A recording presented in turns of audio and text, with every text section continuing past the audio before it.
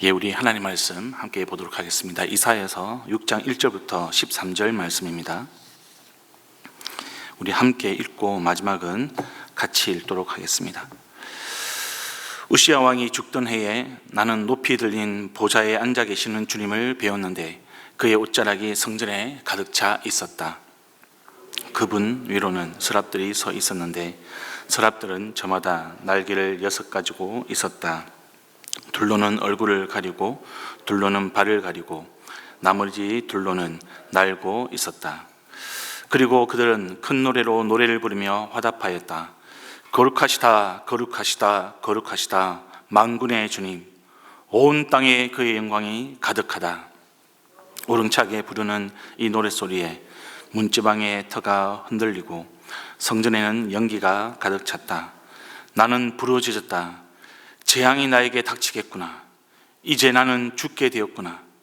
나는 입술이 부정한 자인데 입술이 부정한 백성 가운데 살고 있으면서 왕이신 만군의 주님을 만나 뵙다니.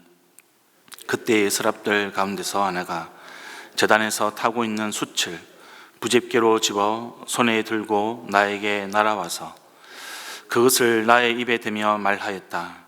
이것이 너의 입술에 닿았으니 너의 악은 사라지고 너의 죄는 사해졌다. 그때 나는 주님께서 말씀하시는 음성을 들었다. 내가 누구를 보낼까? 누가 우리를 대신하여 갈 것인가? 내가 아뢰었다. 제가 여기 있습니다. 저를 보내어 주십시오. 그러자 주님께서 말씀하셨다. 너는 가서 이 백성에게 너희가 듣기는 늘 들으라. 그러나 깨닫지는 못한다. 너희가 보기는 늘 보아라. 그러나 알지 못한다 하고 일러라. 너는 이 백성의 마음을 둔하게 하여라. 그 귀가 막히고 그 눈이 감기게 하여라. 그리하여 그들이 볼 수 없고 들을 수 없고 또 마음으로 깨달을 수 없게 하여라. 그들이 보고 듣고 깨달았다가는 내게로 돌이켜서 고침을 받게 될까 걱정이다. 그때 내가 여쭈었다. 주님, 언제까지 그렇게 하실 것입니까? 그러자 주님께서 대답하셨다. 성읍들이 황폐하여 주민이 없어질 때까지, 사람이 없어서 집마다 빈집이 될 때까지, 밤마다 모두 황무지가 될 때까지, 나 주가 사람들을 먼 나라로 흩어서 이곳 땅이 온통 버려질 때까지 그렇게 해야겠다. 함께 있습니다. 주민의 10분의 1이 아직 그곳에 남는다 해도 그들도 다 불에 타 죽을 것이다. 그러나 밤나무나 상수리 나무가 잘릴 때에 그루터기는 남듯이 거룩한 씨는 남아서 그 땅에서 그루터기가 될 것이다. 아멘. 성도 여러분, 우리 1절을 한번 먼저 보시면 이 왕의 연대기를 기록한 것처럼 이제 보입니다. 이제 우시야 왕이 죽던 해에 이 우시야 왕의 죽음과 이사야가 이제 하나님을 보는 이 환상 가운데서 이 유한한 인간 세상의 권력, 우시야로 대표되고 있는 것이죠. 그것에 대비해서 영원한 이제 하나님의 주권을 이렇게 비교하는 그런 구절입니다. 그래서 매우 깊은 어떤 구속학적인 의미를 담고 있습니다. 우시야는 남유다를 50년 이상 다스린 통치자였습니다. 군사, 경제, 국방 여러 가지 면에서 이 유다를 강대국으로 만든 어떻게 보면 국가 영웅이라고 할 수 있겠죠. 그래서 이 유다 백성들에게는 이 우시야라는 왕은 국가의 안녕 그리고 번영 그 자체였다고 할 수 있습니다. 그러니 이제 우시야 왕이 죽었다라는 것은 단순하게 지도자가 죽었다 그런 사망을 넘어서 이제 우리나라를 누가 지켜주는가라는 어떤 국가적인 혼란, 불안을 이 백성들이 가졌다라고 이해를 하시면 되겠습니다. 게다가 당시에는 이 아수르, 이 아시리아가 제국에 팽창하면서 주변국을 위협하던 그런 시기였습니다. 지상에 이제 위대한 왕이 죽어서 시체가 되었습니다. 왕자가 비어 있는 것이죠. 백성들에게는 그것이 절망으로 다가옵니다. 그 순간 이 백성들과는 다르게 이사야는 눈을 들어서 여전히 보좌에 계신 영원한 왕, 진정한 왕이신 하나님을 보고 있는 것이죠. 인간의 왕은 죽어 사라지지만 이스라엘을 실제로 통치하시는, 그리고 궁극적으로 통치하시는 이 만군의 여호와는, 우리 주님은 영원한 왕자에서 온 세상을 지배하고 계시다는 것을 이 이사야는 믿음으로 선언하는 그런 장면을 우리가 이제 보고 있는 것입니다. 한편 이런 우시야 왕의 죽음에는 결정적인 어떤 영적인 배경도 있음을 우리는 알아야 하는 것입니다. 성경은 기본적으로 이 우시야에 대해서 하나님이 보시기에 정직한 그런 왕으로 기록을 하고 있습니다. 그렇게 평가를 하는 것이죠. 근데 여러분, 역대기 하 26장을 보면 이 우시야는 선지자 스가랴의 가르침을 받았던 사람이었습니다. 그는 하나님을 구하고 의지하는 기간에는 하나님께서 그를 형통하게 하셨던 것을 우리는 역대기를 보면서 알 수 있습니다. 그런데 동시에 여러분, 역대기는 이 우시야 왕의 비참한 몰락도 종교하고 입체적으로 보여주고 있습니다. 역대하 26장을 보면 그는 국력이 강해졌을 때 마음이 좀 교만해졌습니다. 그래서 이 우시야 왕은 제사장만이 할 수 있는 성전 분향을 직접 하려고 했던 것이죠. 제사장들이 막아섰습니다. 왕이시여, 그렇게 하시면 안 됩니다. 여러분, 우시야는 그 제사장들에게 화를 냈습니다. 그리고 성전 분향을 직접 하려고 했던 것이죠. 그때 이 우시야는 교만의 대가로 하나님께 징벌을 받습니다. 문둥병에 걸린 것이죠. 나병에 걸려서 죽는 날까지 별궁에 격리가 되었고요. 성전에 들어가지 못한 채 부정한 자로 인생을 마감하는 그런 장면이 역대하에 기록이 되어 있습니다. 이사야 선지자는 비록 이 강력한 군주였지만 교만해져서 하나님께 징벌을 받았던 이 우시야의 죽음을 보면서 자기 자신뿐만 아니라 이스라엘 백성들이 죽음으로 사라지는 세상의 왕이 아니라 영원한 통치자이신 하나님을 바라보는 믿음, 그 믿음을 가지기를 소망했던 것이죠. 여러분, 선지자 이사야만 그렇습니까? 이스라엘 백성들만 그렇습니까? 우리도 마찬가지입니다. 저와 여러분도 마찬가지라는 거죠. 우리는 하나님 대신 의지하는 모든 것이 유한하다는 것을 잊어서는 안 되는 것입니다. 이 세상의 모든 것은 사라지게 되어 있습니다. 그러나 높은 보좌에 앉아 계신 우리 하나님은 영원하신 저와 여러분의 하나님이시고요, 왕이십니다. 우리가 오직 그분만을 우리 주님으로 모실 때에 우리는 영원히 안전한 것이고요, 참 평안을 누릴 수가 있는 겁니다. 오늘 하루 살아가실 때 이 영원한 왕이신 하나님 때문에 저와 여러분의 안전함과 저와 여러분의 평안함이 충만하기를 주님의 이름으로 축복합니다. 여러분, 이 높은 보좌에 앉으신 우리 하나님이 어떤 분이신가? 3절입니다. 우리 하나님은 거룩한 분이라고 선포하고 있습니다. 영광이 온 땅에 가득한 분이라고 선포하고 있습니다. 근데 여러분, 왜 하나님은 우시야가 죽던 해에 이 이사야에게 하나님의 거룩하심과 영광을 이렇게 드러내시는 걸까? 말씀드린 것처럼 이 우시야는 제사장 대신 성전 분향을 직접 하려고 했었습니다. 이것이 무엇을 의미하는가?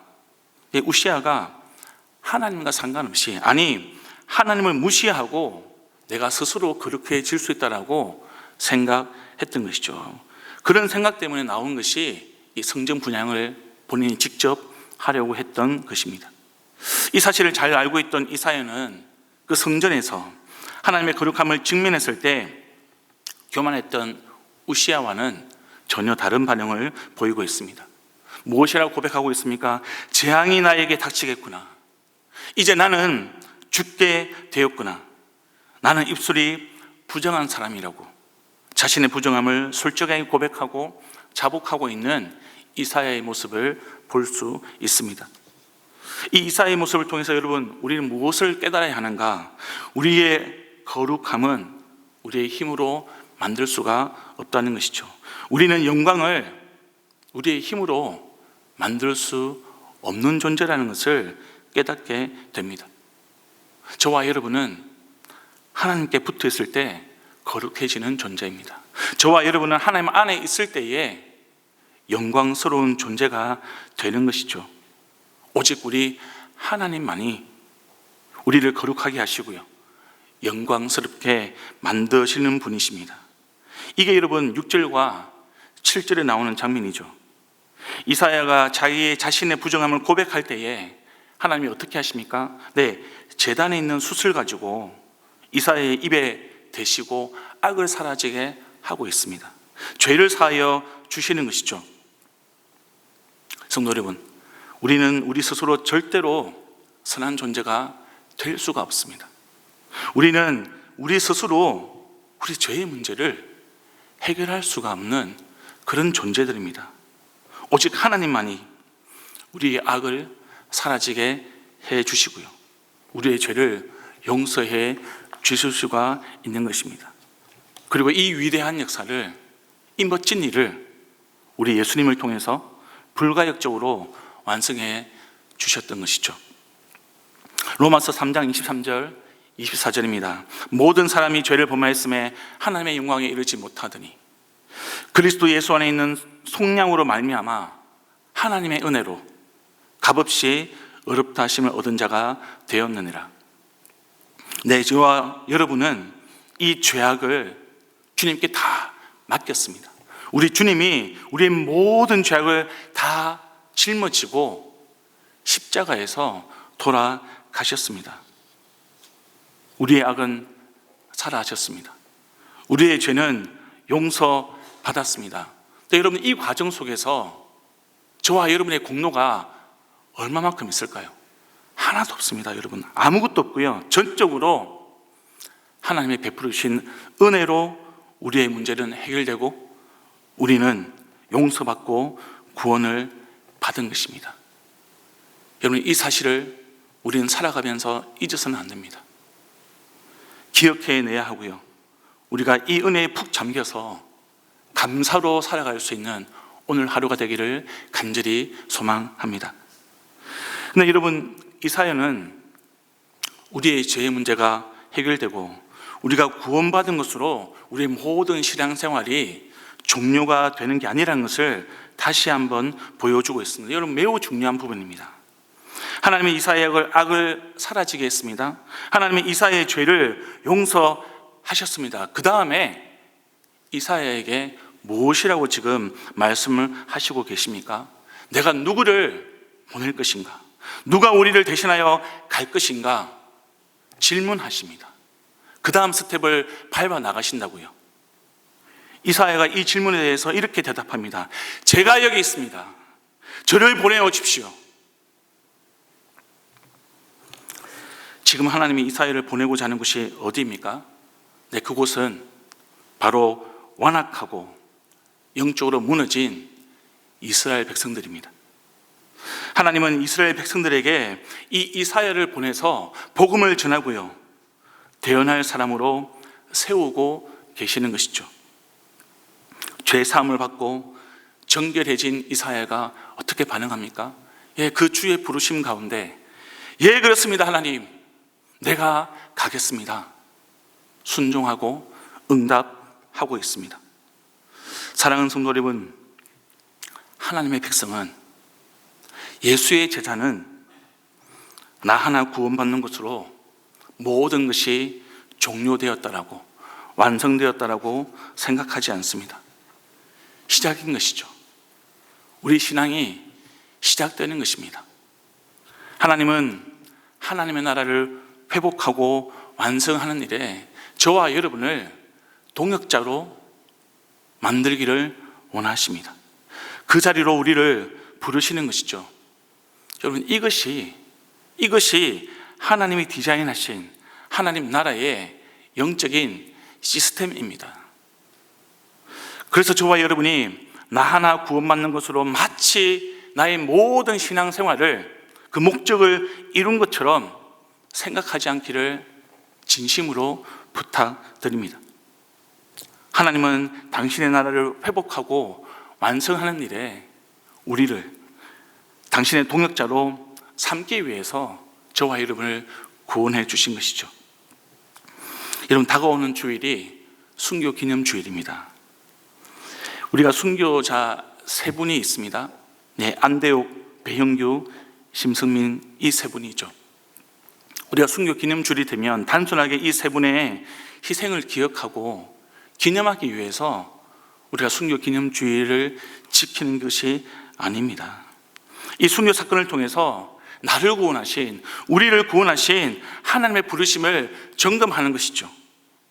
우리가 이 세 분의 순교를 마주하면서 나는 지금 나 하나 구원받는 것으로 만족하면서 살고 있는 것은 아닌가? 나를 구원하신 목적이 무엇인가? 나를 보내시는 그 부르심의 자리는 어디인가? 여러분, 이것을 찾고 발견하는 것이 바로 우리가 순교 기념 주일을 지키는 목적입니다. 이것을 찾고 발견하고, 예, 주님, 그렇습니다. 제가 여기 있습니다. 저를 보내오십시오. 이사야처럼 응답하고 순종하기 위해서 우리가 순교 기념 주일을 지키는 것입니다. 우리는 여러분, 우리의 신앙만 돌아보는 자가 아니고요, 우리를 부르신 모든 삶의 현장 가운데서 주님께서 부르시는 그 부르심에 응답할 수 있는 자로 우리의 신앙은 자라가야 하는 것이죠. 오늘 세 개의 팀이 단기 봉사를 떠납니다. 우리는 매년 단기 봉사를 가고 있습니다. 단기 봉사를 가는 이유가 무엇이죠? 저와 여러분이 신앙의 만족을 위해서 가나요? 그렇지 않습니다. 우리 공동체가 주의 나라를 위해서 주의 부르심에 응답하고 순종하는 자리인 것이죠. 우리가 믿음을 가지고 자원하는 마음으로 우리를 부르신 그 부르심의 자리에 나아가서 하나님의 사역을 감당하고 하나님의 나라를 이루어가는 것, 그것이 하나님께서 우리를 구원하신 목적이라는 것을 꼭 기억해 주시기를 부탁드리겠습니다. 여러분, 우리가 9절과 10절을 보시면 좀 이상한 이 맥락이 나옵니다. 이 9절과 10절은 구약 전체에서도요, 좀 해석하기가 어려운 구절이고 오해받기 쉬운 구절입니다. 문자 그대를 읽다 보면 지금 하나님이 이스라엘 백성들이 회개하고 구원받는 거 그걸 싫어하시나? 이런 생각이 들 정도로 오해가 일어나는 것이죠. 여러분, 히브리 문학을 보시면 그 표현 기법 중에 결과적으로 일어날 일, 궁극적으로 일어날 일, 그 일을 마치 어떤 주체가 의도해서 명령한 것처럼 표현하는 그런 기법이 있습니다. 이걸 문학적 표현으로 사역적 표현이라고 이야기하고 있습니다. 그래서 여러분, 우리가 이 구절을 읽을 때에 이 이사야가 받은 명령은 정말 하나님께서 이사야를 통해서 이 이스라엘 백성들의 눈을 감기고 듣지 못하게 하고 돌아오지 못하게 만들기 위해서 그렇게 하라는 뜻이 아니라는 것을 우리는 조심해서 해석을 해야 합니다. 지금 본문은 이스라엘 백성들의 완악함이 지금 치유 불가능하다는 것을 보여주는 것이죠. 그런 수준이라는 것을 하나님이 분노할 정도로 한탄하시고 있다는 것을 역설적으로 보여주는 문학적인 기법인 것이죠. 그래서 여러분, 이 9절과 10절을 이해하기 쉽게 바꿔보면 이렇습니다. 이사야, 네가 아무리 순수한 마음으로 이 이스라엘 백성들에게 진리를 전해도 이 백성들은 오히려 그 진리가 자신들의 죄를 자극해서 결국은 눈과 귀를 더 가리게 될 거야. 너의 말을 듣지 않을 거야. 그들은 끝끝내 돌아오지 않을 거야 라는 하나님의 그런 슬픈 미래를 보여주고 있다는 것을 우리가 이해를 해야 되는 것입니다. 끝끝내 돌아오지 아니하는 이스라엘 백성들에 대한 하나님의 절망감, 한탄감, 그 슬픔, 그 분노가 나타나 있는 것이죠. 그럼에도 불구하고 하나님의 기다림이 끝납니까? 끝나지 않습니다. 여러분, 하나님의 진심은 무엇입니까? 그 백성이 회개하고 돌이키는 것이 하나님의 진심입니다. 에스겔서 33장 11절은 이렇게 기록을 하고 있습니다. 나는 악인이 죽는 것을 기뻐하지 아니하고 악인이 그의 길에서 돌이켜 사는 것을 기뻐하노라. 이것이 하나님의 마음이랍니다. 이것이 하나님의 본심입니다. 하나님은 어느 영혼도 하나님의 구원에서 벗어나는 것을 원하지 않습니다. 기뻐하지 않습니다. 하나님의 이 마음이 13절에 드러나는 것이죠. 같이 한번 읽어볼까요? 시작. 주민의 10분의 1이 아직 그곳에 남는다 해도 그들도 다 불에 타 죽을 것이다. 그러나 밤나무나 상수리 나무가 잘릴 때에 그루터기는 남듯이 거룩한 씨는 남아서 그 땅에서 그루터기가 될 것이다. 여러분, 이스라엘 백성들이 끝까지 돌아오지 않는 현상을 하나님은 분노스럽고 또 걱정스럽고 한탄하는 마음으로 지금 지켜보고 계십니다. 무엇 때문에 그렇습니까? 이스라엘 백성들의 스스로의 완악함 때문에 이런 현상이 벌어지고 있는 것이죠. 마치 나무가 베어지듯 황폐해지는 것, 이스라엘 백성들이 자초한 결과입니다. 그 가운데서 하나님은 그루터기를 남기겠다고 말씀하시는 거죠. 거룩한 씨를 남기겠다고, 기다리고 있다고, 돌아오기를 원한다라고 지금 하나님은 말씀하고 있는 것입니다. 그루터기가 누구입니까? 거룩한 씨가 누구이죠?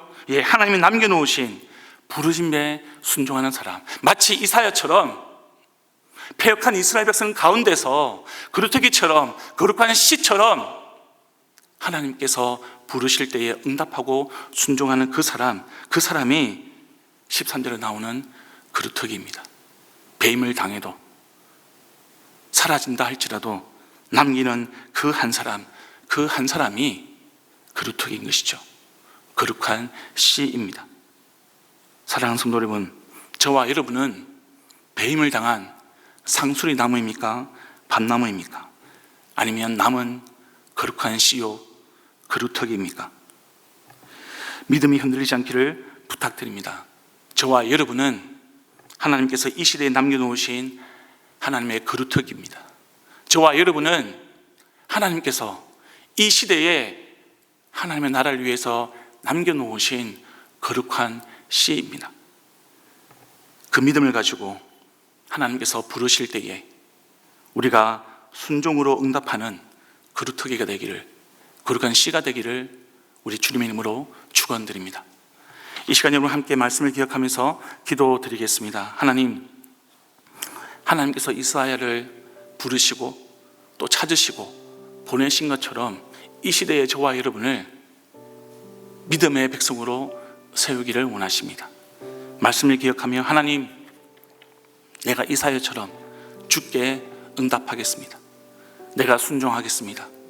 주께서 부르시는 그 자리가 어디이든 내가 믿음으로 영원한 왕이신, 나의 영원한 왕이신 주의 말씀을 따라 주의 복음을 선포하는 주의 백성 되도록 주님 인도하여 주시옵소서. 함께 기도하시겠습니다. 오늘은 가정을 위해서 기도하는 날입니다.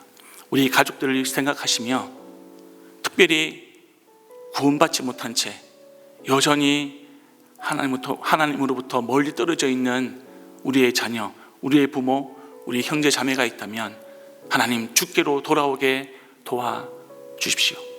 하나님께 눈 감고 복음에 귀를 닫고 있는 우리 가족들, 하나님 돌아올 수 있게 인도하여 주시고 내가 이사야처럼 그들에게 가서 주의 복음을 전하는, 나를 포기하지 않으시는 하나님의 마음을 가지고 그들을 하나님처럼 내가 끝까지 품고 기도하고 복음을 전하는 그 자리에 소명을 감당하도록 주님 붙들어 주시고 우리의 가정이, 우리의 형제 자매가 주의 백성 되기를 원합니다. 함께 기도하기를 원합니다. 그리고 마지막으로 교회 일정을 위해서 기도해 주시기를 부탁드립니다. 오늘 연홍도, 거금도, 홍성이, 키르기스탄이 단기봉사를 떠나게 됩니다. 하나님께서 이 단기봉사를 통하여 주의 역사를 이루어가 주시고 우리가 세상을 의지하는 그런 세상의 법칙이 아니라 오직 하늘에 계신 높은 보좌에 계시는 우리의 영원한 왕이신 주님만을 섬기는 그 역사가 모든 단기봉사를 통하여 일어나게 하여 주시고 하나님 구원받는 백성을 더하여 주시옵소서. 함께 기도해 주시기를 부탁드리겠습니다. 그리고 가지고 나오신 개인의 기도 제목으로 계속해서 기도를 이어가도록 하겠습니다. 기도하시겠습니다.